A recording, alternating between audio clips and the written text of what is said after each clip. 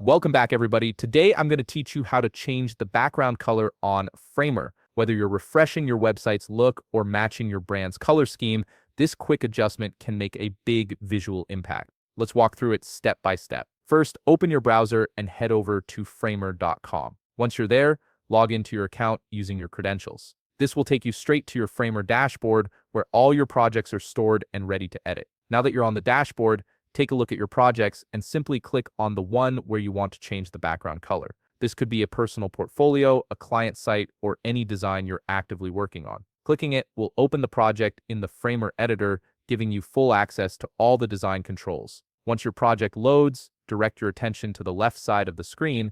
Here you'll see different device views like desktop, tablet, and mobile. For this example, let's say we want to change the background color of the desktop view. So go ahead and click on desktop.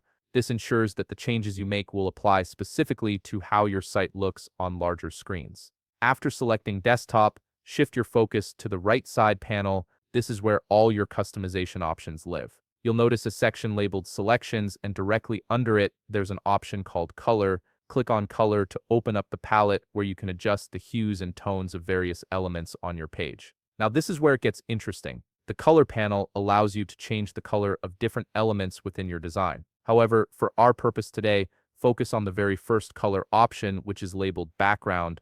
This controls the main backdrop of your page. So click on it to begin editing. Finally, you'll see a color picker appear, giving you the freedom to select any color for your background. You can choose a solid color, or if you want something more dynamic, you can apply effects like gradients to add depth and visual interest. Play around with the options until you find a look that suits your design vision. And there you have it. You've successfully changed the background color on Framer, giving your project a fresh new appearance. If you found this video helpful, please leave a like, subscribe, and see you in the next video.